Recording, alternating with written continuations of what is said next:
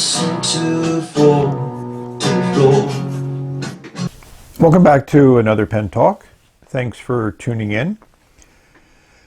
We're going to revisit a pen that I did a review on about a month or so ago, but this is a slightly different version of it. What I found interesting, which I've talked about in another Chinese pen that I got, is here's a China Post shipping label. But then also, it seems to be, it relates to the postal services too. And it has a USPS tracking number. So that's kind of interesting that they've combined those two together. I ordered two pens about 3 or 4 weeks apart, but they both arrived on the same day. So I have a guess that they may have come in the same boat. So this is the packaging. There was a bubble wrap over the top of this so to protect it during shipping, and it arrived in very, very good condition. It's a fine nib. There was a plastic wrapper here, so I took off the barcode and attached it to this package so we could keep that for whatever we may want to do. And as you can see, it's a very well done package. It's designed to be hung from a display at conveyance. And it's a Wing S, super quality. So those of you that have watched my videos, you may remember the teal one of these I reviewed. This is the clear one, and I'm very, very happy that I got this. Some of my viewers have talked about the fact that the clear version posts, unlike the teal version, and they are correct. So my regular viewers may know that I'm into a couple things. Obviously, the pen has to write well, be functional, because it is a writing instrument, so that's its primary purpose in life. I enjoy simple packaging because I don't feel like paying for packaging, so this is nice. And it has a little seal here, which I've removed rather than cutting through to open up the pen. I mean, this is well-designed packaging. You know, the little outlet here to allow your fingers to go in there and remove the barrel. And it is, you know, very well secured. And then you can remove the cap. And as we know from the previous pen, this is some silicone gel here in a converter. It's a little stopper here, which you can remove to bring out the silicone gel. And then underneath of it is an instruction manual. Everything is in Chinese. It's, again, not designed for export, but they do give you the visuals on the pen, and kind of TWSBI-esque. It shows you the breakdown of the different parts, shows you the filling mechanisms, you know, immersing it in ink, turning the piston, and also talks about some maintenance, applying silicone gel to the piston, and also cleaning, which I think is interesting. It shows you dropping the nib assembly, removing the nib assembly and dropping it in water to clean it out, as well as flushing it with water. So kudos for their ability to give you some very useful information within the packaging. So the other thing I give them kudos for is a completely clear section and feed with a demonstrator transparent pen like this is. I think that's excellent. And not a lot of pen manufacturers that charge a significantly more amount than this do have that. You get a clear view of the piston mechanism. You have some facets internally here. They're not external, so it's a very smooth barrel from top to bottom. Yeah, it's a screw cap, less than a turn to connect it. You know, they have Lucky engraved or stamped into the clip, which is interesting. They have the diamond cut facets at the finial top here. A little bit of a smoky section here for the nib, but that's okay with me. You can still kind of see the nib within that. It'd be nice if it was totally clear, but I think for some reason a lot of pens, you know, including I think Platinums and Pilots, have this kind of like smoky section here that's kind of like the seal for the nib. I'd rather have it not dry out. You know, the cap band is nice. It has the Wing S, which I think is an abbreviation for Wing Sung, and then some Chinese characters on the back, and then the 698, which is the model number. It'd be interesting if they don't change the model number based on whether it's this clear version or the teal version, and I'm certain over time they'll come out with other versions in different colors. The pen feels nice in the hand, which also the teal version did. You know, the plating is very well done. You know, this is not, you know, considering that some Chinese pens sell for $2, including shipping. This is certainly more than that, but within the realm of fountain pen world, this is certainly on the extreme low end of fountain pens. Like the original one I paid about $19 for, this one I paid $16. I'll show you that eBay auction. So far I haven't found them outside of eBay, but I'm certain eventually, as I mentioned before, they'll show up on Amazon. But I think they did a phenomenal job, incredible transparency in the materials that they use. You don't see any real distortion.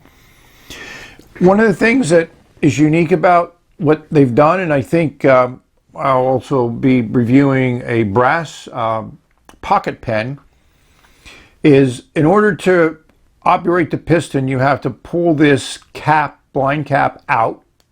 It snaps out, and then you can retract the piston. Very smooth operation. What I found interesting about this pen is as you pull up the piston, you'll notice it has a tendency to go down. Look at that. So it pulls a vacuum. I mean, the sealing of the nib with the cap is very good. So hopefully this doesn't have some of the drying out issues that I've had with Jinhao's. And the blind cap snaps in place when you're done. Like I said, they just did an excellent job with this. So one of the things that I didn't show with the Teal model is how easy it is to disassemble. So if you don't pull the blind cap out and you just turn it counterclockwise like you would expect to do, all of a sudden you find that the whole mechanism unscrews. I had to go off camera because as an engineer I still am mystified by certain things. So this does unscrew, as you can see, and this is the classic piston mechanism. So this comes out, you know, here's the piston mechanism. You can take out the section and feed. You know, the loose ring here is bad, but you know, you just have to be careful. There's a nice O-ring here for sealing it, which is important in a piston fill mechanism. You know, this collar comes off very nicely. And then the piston, I'm assuming, and I apologize for doing this on camera because I have not practiced this before, is the piston just pushes out. I've always appreciated people doing things for the first time on video. So as you can see, the piston pops out to the front. Obviously you can add some of that silicone grease to the piston setup. So I think this is interesting design of the piston. It's not, this is actually like molded in ridges here. So unlike some of the other pistons, which had like kind of like a rubbery material here, or O-rings as Noodler's has done, that's just it. So the machining and the quality control for this thing to actually work is pretty good. So one of the things I learned from working on this pen is the collar needs to be attached in between the blind cap and this piston feed mechanism. So this pops out, and I have things siliconed up so it doesn't pop out that much. But when you take all these apart, and there's no reason to take this piece apart, which I did in the beginning of the video. So this one, as you can see, there's some silicone that I put there, and there's nice silicone on the threads. So this just turns in place. You can put the blind cap with this little collar, screw the collar in place. I think you need to kind of screw the collar in most of the way.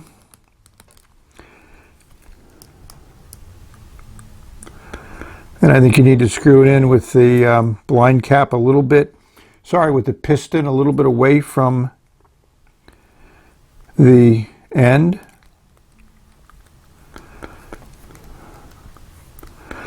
And that's what's interesting about this design is it's really well thought out, but you need to be aware of the way that you put things together, and then once you put it together, you can easily tighten it up. And there it snaps into place. So I'm certain you could work on getting this little gap here totally removed, but I'm not going to worry about that now. As you can see, it moves very nicely up and down and settles into place, and it clicks into place. What ink to use, in a transparent pen like this, you want an ink that has some interesting color to it. And this pen is actually going to my significant other. She liked the pen when I showed it to her, so this is the ink that she chose. I gave her a couple choices of different purples. And this is also the ink I put into the other video that I had with the Kaweco Sport, which is kind of like a purplish color. So this has already been flush, ready to go. And I mentioned before about this gold ring. It had fallen off and actually fallen on the floor, so I found it after I had assembled the pen because I didn't realize it was missing. So you got to be careful with that gold ring, as I mentioned earlier. So, the piston's all the way down, insert it into the ink, draw up. And I just want to show the first draw because I think that's interesting. I mean, the first draw is pretty full draw. I mean, I would say that's a good 2.5 milliliters of ink. But as you know, I always do 3 ups and downs because I want to have the ink flush through the feed and the nib.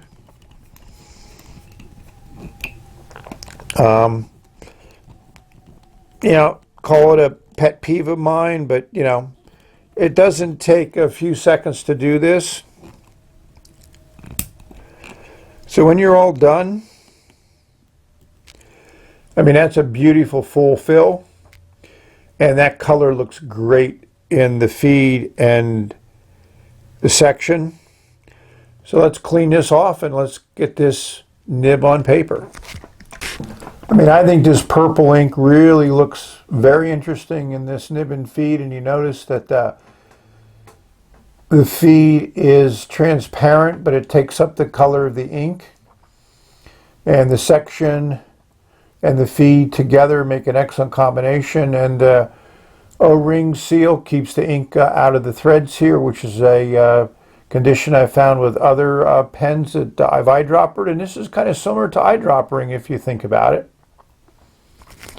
So one of the other things that was different about this pen is my Teal pen would not post. So this just slides into place, and it's not any more secure than the Teal. It feels like it should be more secure, but it feels better, and you can use this posted or unposted, and I prefer unposted in this situation. I think the balance is better. It's a light pen, will give you those weights. So let's zoom in and see how this nib works on paper. We're doing Clairefontaine.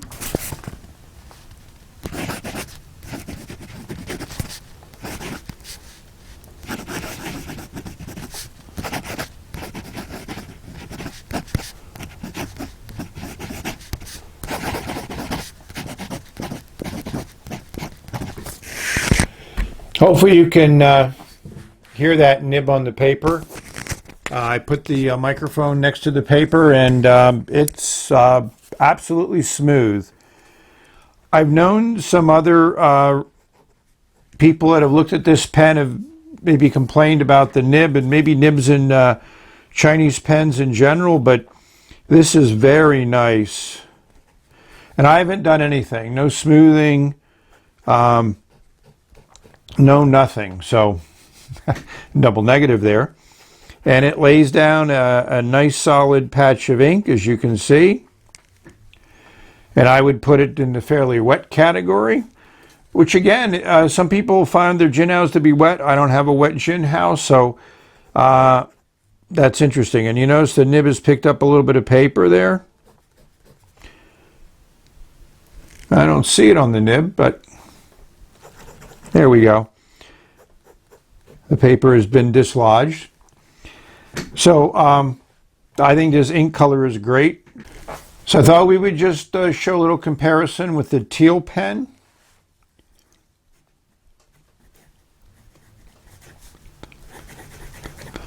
And I would say this nib is extremely comparable. So consistency seems to be a trait of the Wing S piston filler pens. This piston also works extremely well in this pen. So kudos again to this Chinese pen manufacturer. Put together some interesting engineering feats and also has been consistent in their pens. So this is another example of Chinese pens which have blown me away quality-wise. And like I said, I'm assuming these will eventually show up on Amazon. They seem to always do. So thank you for watching.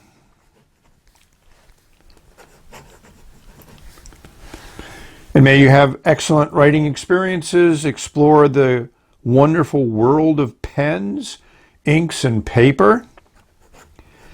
And may all your experiences bring you pleasure and joy, as we all expect from life. Till later, bye.